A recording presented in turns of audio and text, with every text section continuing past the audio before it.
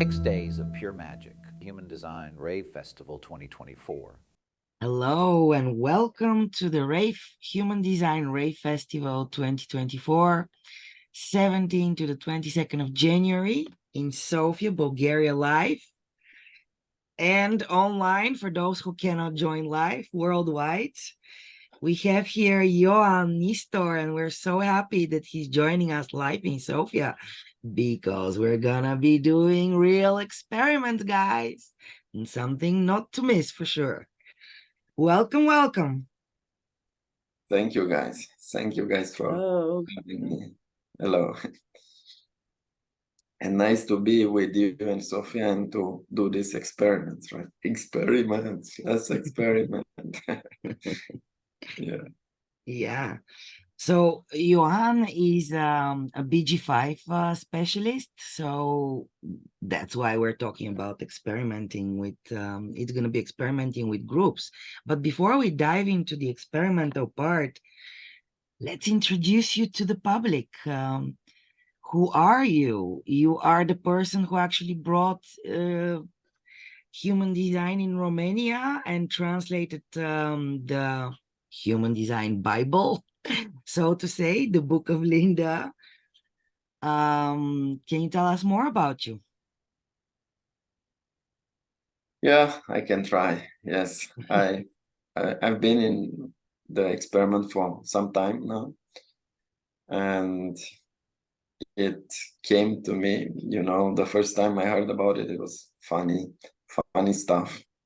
But then after a few years, I realized it was for me, and But before you continue, what is that funny stuff? Can you please share that moment, the magic moment of your meeting? yeah, I'm in a quadrant of relationships, right? So it was a period in my life when my wife decided that she doesn't want to be with me, and I was looking for solutions. And I tried many things. I experimented with so many things, like you name it, like religion, tantra, like male camps, and all sorts of stuff, astrology, and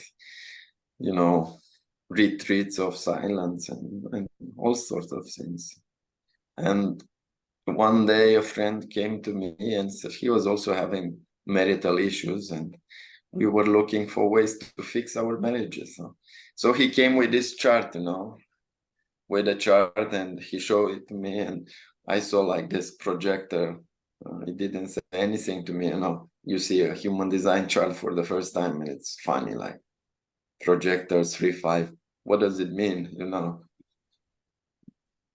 Being invited and splitting as an authority. So I was like, no, strange thing, right? And then it followed me around because I was going to some therapy. Reflector woman, I realized later on that she was a reflector woman. And she again introduced human design to me. She said, yeah, I discovered this amazing stuff. Let me show you. I was in Czech Republic at the time. And she showed me some classes of Genoa and Jakub. And I looked at it and I said, yeah, I heard about it. Yeah. So, and then slowly, being like mouse head, like always, these bits and pieces of human design. And in between, I was doing this shamanic training and all sorts of things. And in a camp in Romania, in the mountains, again, a camp about relationship, nothing to do with I was always joining some relationship camp to fix my, to be more male. I was in this story that you cannot be like feminine, you have to be, masculine and so on. So you have to become a male and so on. So and in this camp, actually, what happened is that it was you know how this is called, like inner calling journey, or meeting your, you know, destiny. And I was sitting in this circle, and the shaman was saying, now, where do you lose your energy, and what could be this energy used for? What is calling you and was there for a long time, and you don't do anything about it? And it was like, you know, in that moment, like pure recognition, like human design. I was like, you're so stupid, you know about it so much for such a long time, and you're not doing anything for. And that's the story of my life, actually, because I got invited to go to Czech Republic, and the guy that my boss did everything for me, you know. He applied for me, he did all the requests for me. And then in the end, he came to me and he said, you don't want to go. I've done my part, but you don't want to do anything. So I just went there, like the, you know, the last day, and say, yes, I will go. So that's almost the same thing, you know, doing the things in the last moment, as, you know, and when the time is right. So that is how it started, because then I came home and I looked up EHDS, and I said I have to have a reading, and I booked the reading with Lynette, the, you know, the administrator of the school. And I was actually already, I have read something, and I was trying to teach Lynette how to give me a reading. It was really funny. And Lynette just told me what was my design about, and then listening to it, like later on, I realized like I was really off, you know. But the things that you do at the beginning, right? Because you imagine that it's really easy, right? And then I joined Living Your Design class with Carol, and I never stopped. And it's actually funny, because this is also a story about money. Because when I started, I could not afford it. You know, it was like too much for me. And I thought, you know, it's too much, but there will be a way. I mean, it was again recognition that there will be a way to do it, right? And I went for the first 2 classes with Carol. And when it was time to study cartography, I wanted to pay in several rates to, you know, several parts, so that it will be easier. So I joined, and I had training with Josette, like with the French director of the school. And what Josette did for me at the time, I didn't realize, because again, it seemed to me that I was doing all the work, you know. But actually, she was helping me and supporting me to find my own voice. It was really amazing, like reading and listening again to our meetings. I realized how crystal clear the keynoting were. Of course, at that time, for me, it was like, I'm doing all the work and she's taking the money, you know. And I continued with her to PTL1. I finished PTL1 with her. And in PTL1, it was actually a big shift for me, because Lynette came with this, you know, with a companionship book, and she said to me, you have to prepare 8 gates until next time. And I took the book, I opened it at the first gate, and I didn't understand anything. And I was reading like, you know, like some Japanese or something. It didn't ring a bell, nothing. So I was like, oh man, how can I read 8 of this until next time? And she would give me charts, and I would have to prepare for her, like specific channels and gates. And she would give me 3 or 4 charts in 1 week. And I was working in between. I had to do other stuff in between. So that spoiled for me other things, because I realized how complex it is to look at 8-1, right? So 8-2, 1-1, right? I remember even now 1.1, and I realized, oh man, I think I'm going to need not 3 years, because people see like 3 years and a half for the PTL training. It's too much. I don't need that. But then when I started to read that, I realized, oh boy, it's really not that easy, right? And yeah, that was my starting. And after PTL1, I went to Darshana, to PTL2, because I wanted to have this interaction. And I looked for a projector to see how other people do it. Because I was in that stage where I really didn't appreciate this one-on-one. I mean, I didn't know how good and important it was for me. So, so then I went to Darshana. I finished PTL4 with Darshana. And then because, well, 3-5, I said, I need to have other styles. So then I went and studied with Jakub all over again, from PTL1 to PTL3. And got his perspective, and it was really helpful. Different styles, right, between them, very different. And that's my, my experimentation. But what is funny about money, is that in this process, actually, I also met BG5. And I was at work with a friend from childhood, someone who I was not friends in childhood, but we were, neighbors. And I met him at work, and I told him about human design and BG5, and he said, oh, this is amazing. You should do it. I should do it, yes, but I don't have the money.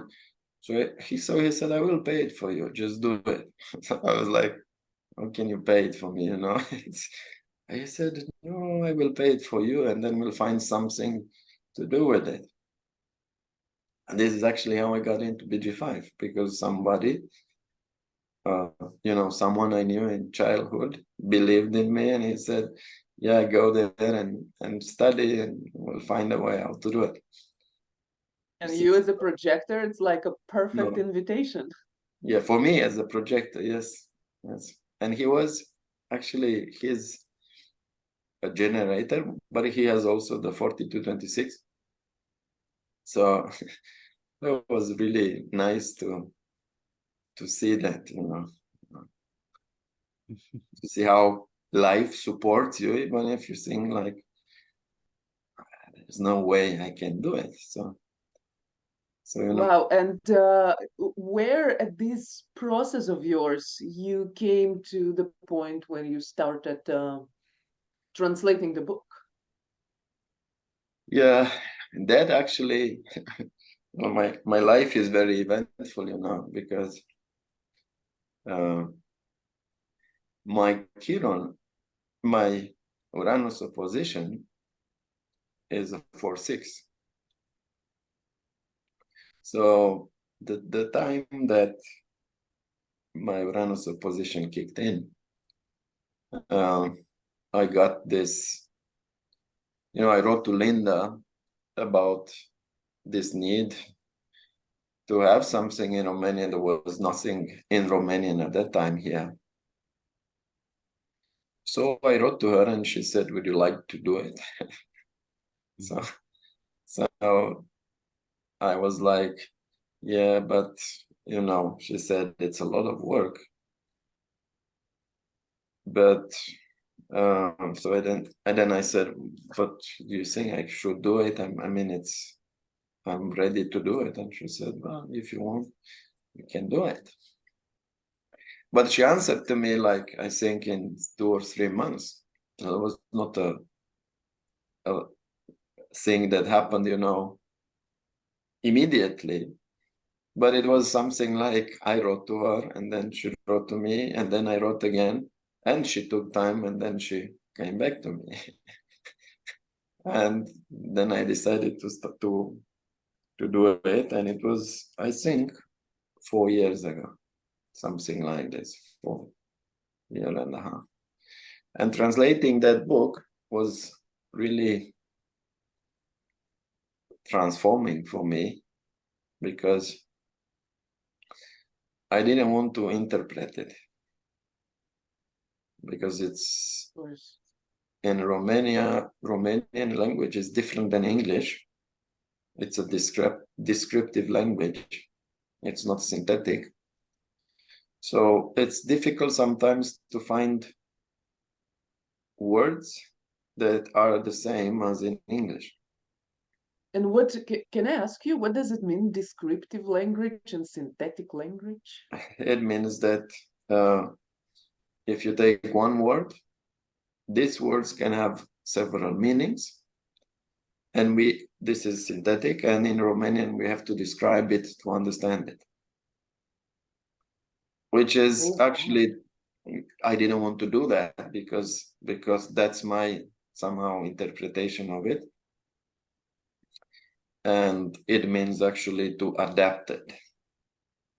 So I didn't want to adapt it too much, because we shift the things according who we are, and then my purpose was to keep it as much connected with the source. I gave the book to 10 people to translate it, and then I took their translations and I redid like 90% of it. 44-26, this creativity that has something to work on and improves on it. So like that. But well, it took me around 9 months to do it. And I mean, the book, it's a difficult book, and it's difficult to read even in English. You need to read it again because it's short-circuiting your mind so that you don't go into the mind. Well, it's not an easy book to read, but if you stick with it, then things change. And I had to do all the work, actually, because I had to do the printing part and the arranging part. There was no one else to do it. It was an amazing work to do, and I'm glad I did it.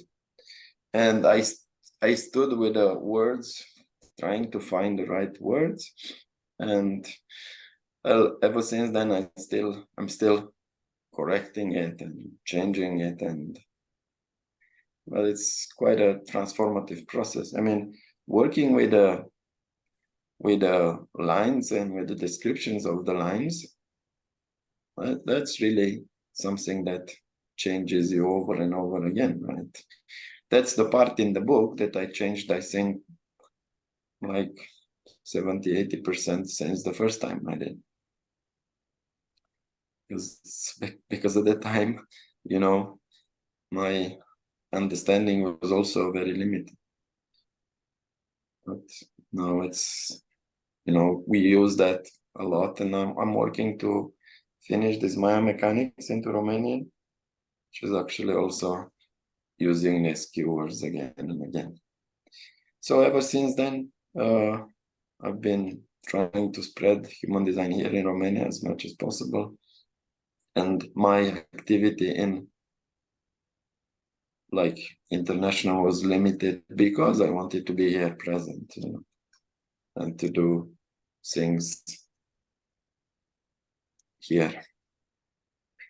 Right, so But long story. in this, with the book, I can really see it, because I also know the people who did this job in Bulgaria, and they're real linguists.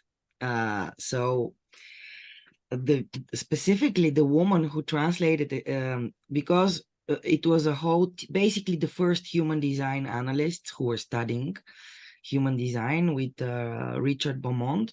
Basically, they had the chance to be the ones translating all the materials in Bulgarian. And apparently all of them knew very good English and were using the language, but two of them were linguists. One of them even with 3 languages, I think. And they told me that it was so difficult exactly because of what you're saying, because this is not only translating, you're kind of translating the terminology, which is a new language. We know human design is a new language. It has different meanings. So it's really complex to find the exact word without changing the meaning. So this was a tremendous amount of work. And when you say it's a whole process by itself, it's deconstructing the I Ching. So it's probably the best learning curve to be doing the translation, because you're really diving deep into the knowledge, into the vibration of every word. So that's amazing. It's an amazing process and a huge work. So it's amazing that you brought it to Romania. Yeah. You're so lucky Romanians to have it in Romanian. Yes, it's true. Yes. And I think, well, I sold around maybe 800 copies in 4 years, which is not a lot, but it's quite something, right? How much? Sorry, I didn't understand. 800? 800 copies, yes. Wow. Yeah, not that much, but still a lot, because I don't want to sell it, with commercials and with sticking it down the throat to someone. I even bought it back from people who didn't like the book and didn't have, any connection with it. So it's not on a shelf. So if it's not useful, other people can use it, right? So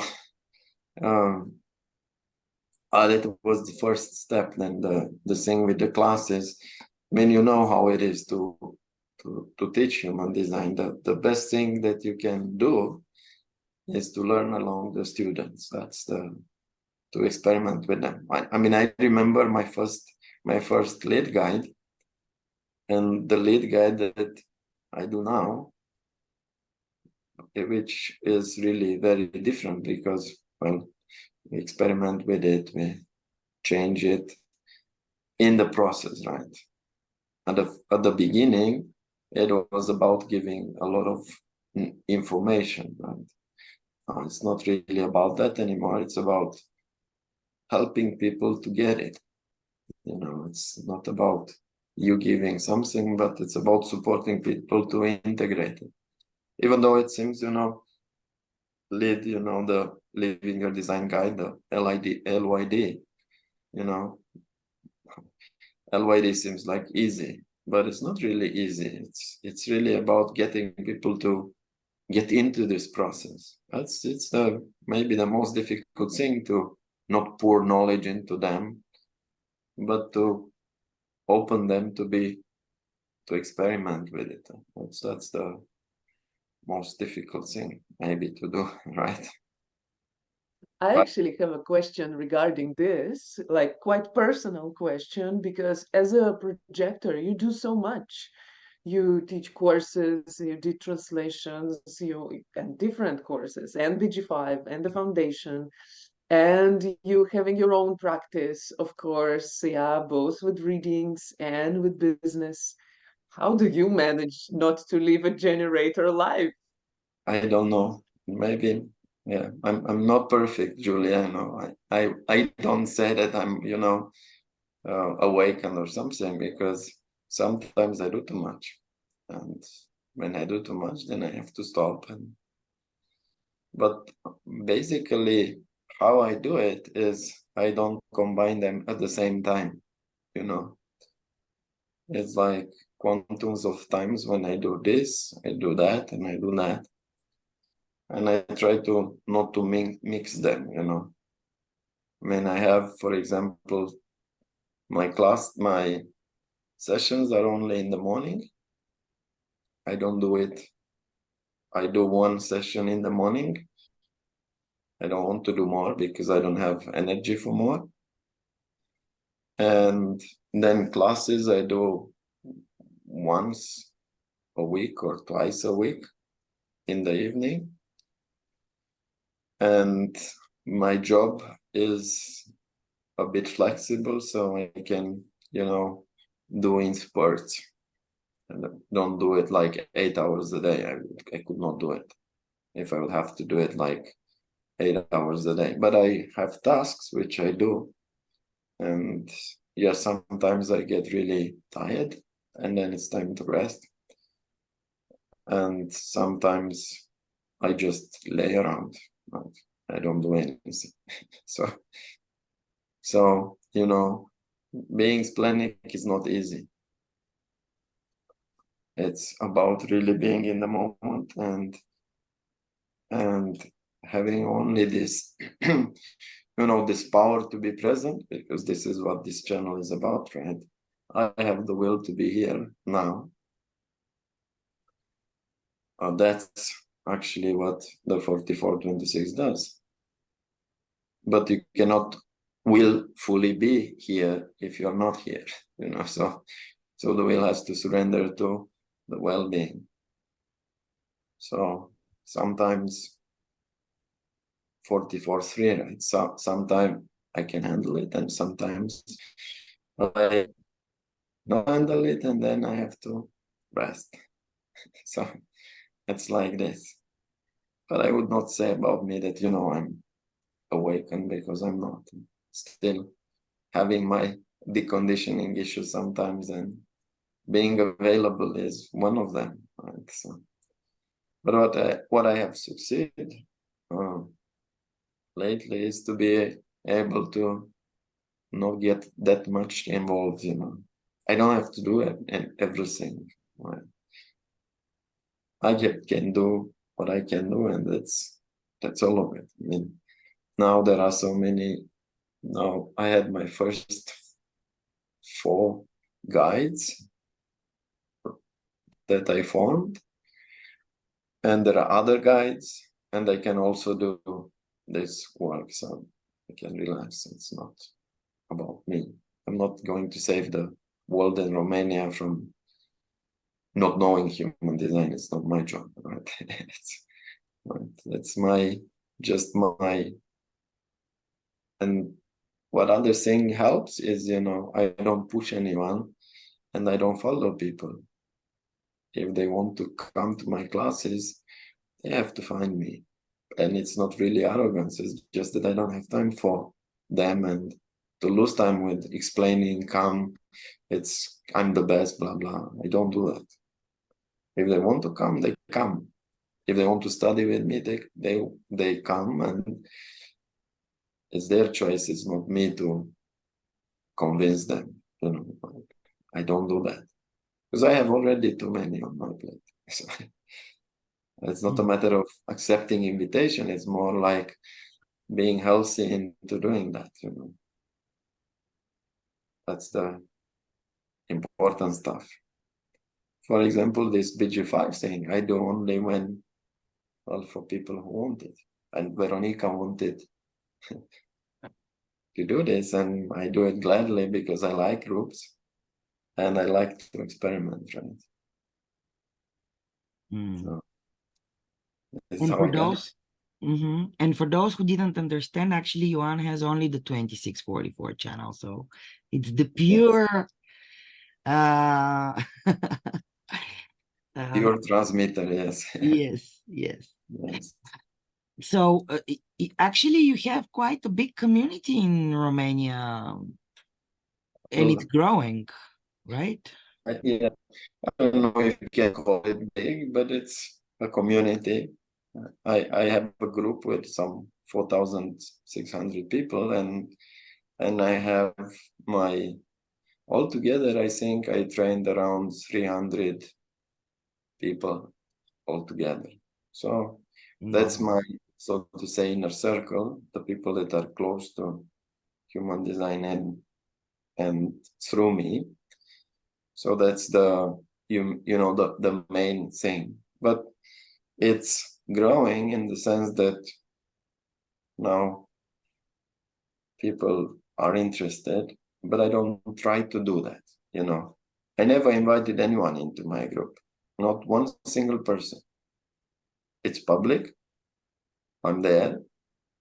If you want, you can come, but I'm not, pushing it to, oh, here is this human design group Romania, come join. Because I don't have time for it. Mm. But now people are doing that because, they realize it's nice to have a community. It's nice to be with your freaks. It's nice to be with people who share the same things. And although for me, it's very difficult, for example, to do, as a projector, I know Julia knows this, right? When you are a projector in a group, I mean, the waste of energy is huge. I mean, for us to be in groups and to be able to really handle all the energy, it's a huge consume of energy, and you need to adapt really quickly, and then you're really tired. So I do these things, but I try to also get a bit of space. I have mostly online things, but when I enjoy a lot to be physical, to go to physical things, but then I need space. I mean, I found a way, for example, for my classes to go 2 hours, 2 hours break, another 2 hours, no more. At the beginning, I would do the whole weekend, starting at 10 and ending at 6. I don't do that anymore. Oh, sure. I would do even more. I would do the whole Living Your Design in 2 days or 2.5 days in the beginning. But it doesn't work for me anymore. So I do it in 4 days, but it means 2 weekends, and I work only like 4 hours, day, with 2 days, with two hours breaks in between. That is okay, We do 2 hours, we have a break for 2 hours, we do 2 hours, and then we go away from each other. And the next day we do the same. We have 1 week or 2 weeks breaks, so to integrate, and then we go again.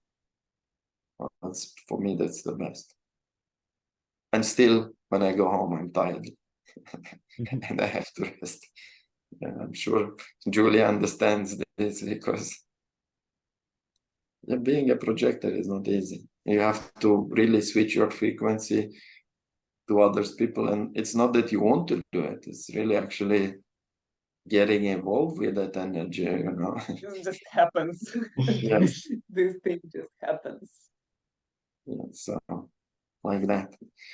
And it's amazing actually to watch groups in actions and to always have your space, to not be in between them, right? So I always try to find some spot which gives me a bit of support, and then I try to ignore people who just tug at me, and I tell them that I answer questions like, and when I finish, I don't stop to, because before, open head, open ajna, right? People would drive me to answer all sorts of things. But now I just ignore them and say, yeah, we'll talk about it later. And what you're saying is kind of naturally takes us to your offering, yeah, for the festival, because that's exactly what you're going to do. And it sounds like something very, very, very unique that probably never even existed. So can you please share? Yeah, actually, I'm kind of,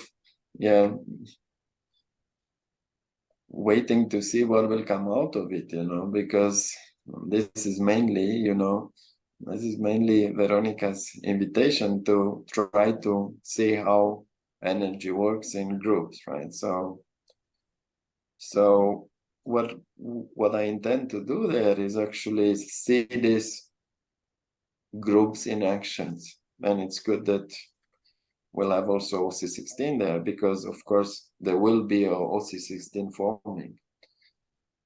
So we'll need a bit of space to somehow separate these BG5 teams. So BG5 means a small group, mostly 3-5 people. And we need someone to observe it and to observe the interaction between them. And we need to see their interaction, to see how they interact with each other. And also, because this is about success, right? It's to see how they can compete with each other, giving them tasks, right? That's the thing. How can you fulfill a task, and can you manage it without fighting? And if you fight, I mean, not fight like, violent fight, but, discussion between them.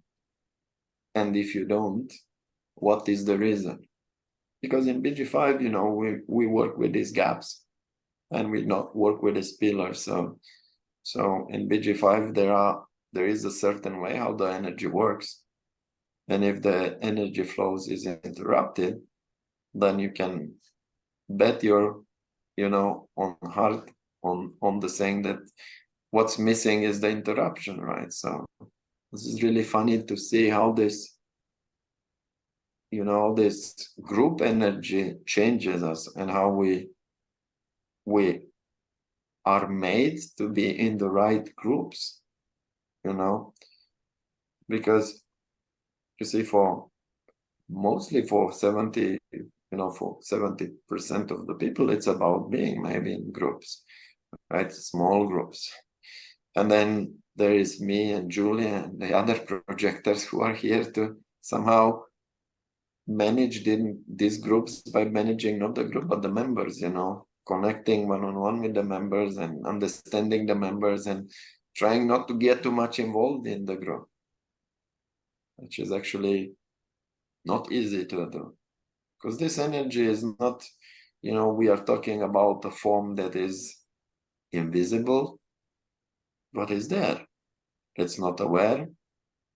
And our role is to bring awareness, right? So to be able to focus the people so they don't lose their energy in the group, but use it like nicely. So we'll try to find these pentas that work. But my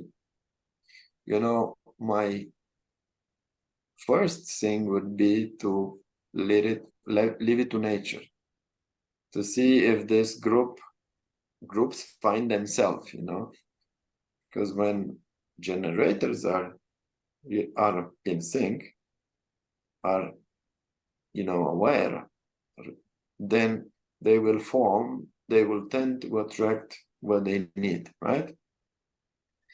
And when this is formed, then we'll have this group, which is mixed, find its alpha, find the projector. And then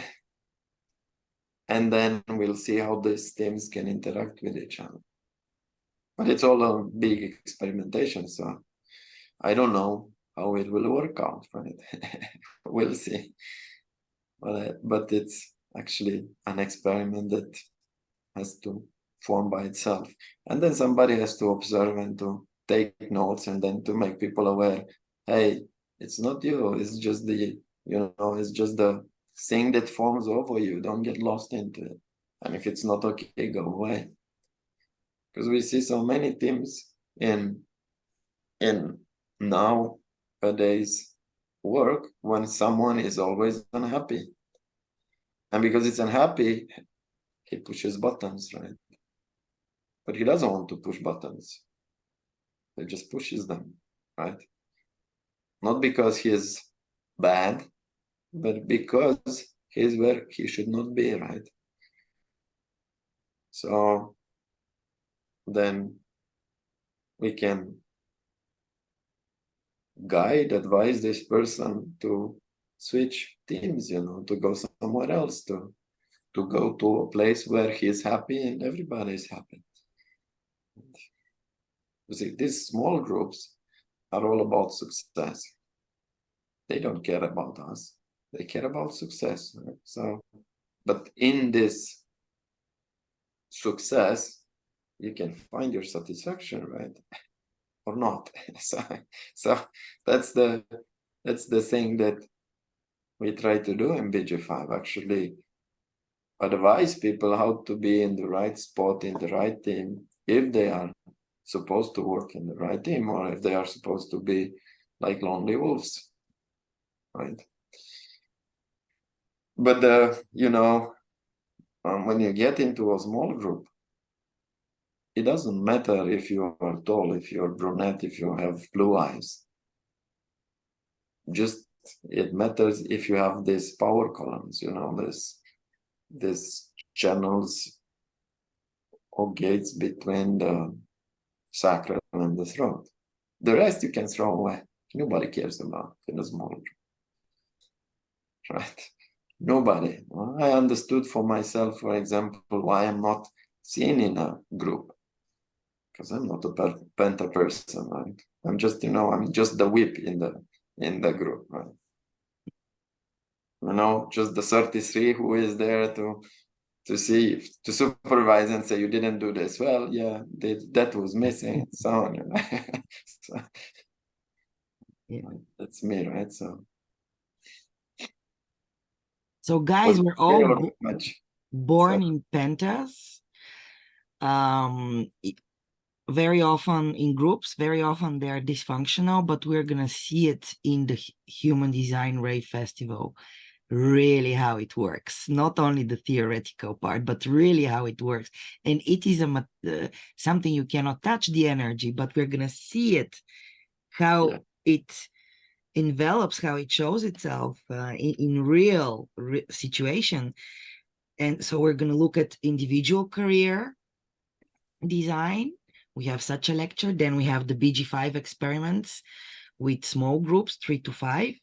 And then we're going even to OC16 to see the bigger, the group of 10 people and more, how it works, because on the festival we're going to have that. So maybe it's even a time that those experiments were going to be conducted for the first time ever. So we're really excited to have you there and to be part of those experiments, so that we see beyond the theory. Yes, I'm also curious, you know, because that's something to, you know, it can either kill us or it can really make us feel good, you know. But well, we'll have this like, and we can do it actually in a, you know, in a safe environment, because if things get heated, then you can see them and then you can stop the process and say, okay, this is happening. Right?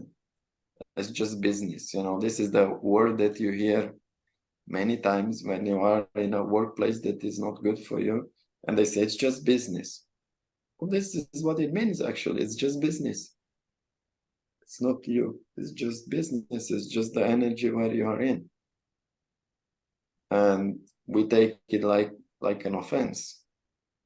But then if the business is not for you, you can decide to do what makes you happy. You don't have to be in the business, because it's not your family, it's business, right?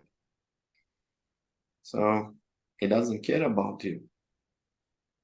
But you can decide based on energy, because actually this is what Penta is, right? It's expressing the energy from the people that are there. So you can choose based on your energy not to be part of that group. Well, that's the biggest secret, right?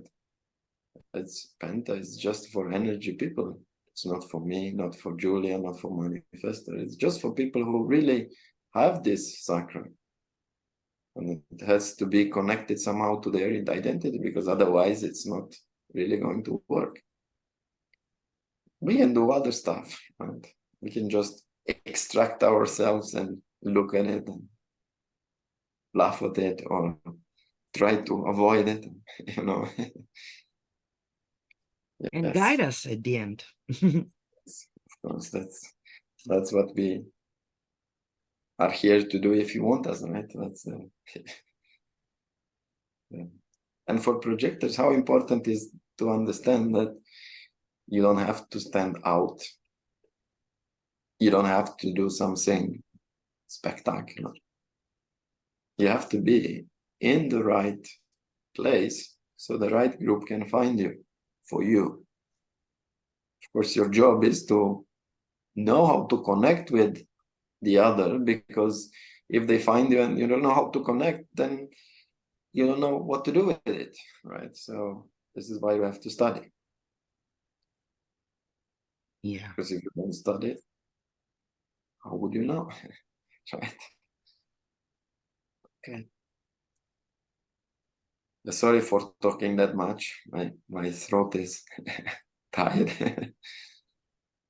Oh, it was really interesting to hear and to present you to the public so they know what's gonna happen during the festival. So thank you actually for your time and for your detailed explanation. It was really interesting. And we cannot wait to jump from the theory to the experience to the practice and check it all out.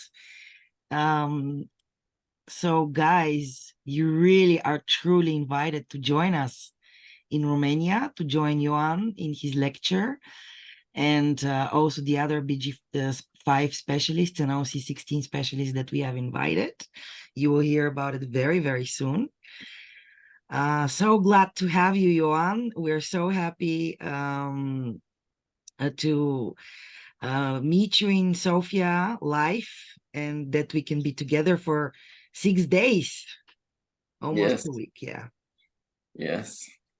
Yeah, I'm looking forward to meeting you. It was a pleasure to see Julia in person, but I would like to see her again and you for sure, right? It would be amazing to be with all of It was a great surprise this year, yeah, for me to find myself a couple days in Romania, and of course, we could not miss the chance. Yes. Yeah. And Veronica, we are neighbors, so we could do this more often, you know. Yeah, we should. Yes. Yeah. Okay. Cool. Okay, so thank you for this interview and sharing yourself with us and your story. And see you live very soon. Thank you. Yay. Thank you. Bye for now. Ciao. Ciao. Bye-bye. Get your tickets today. See you soon.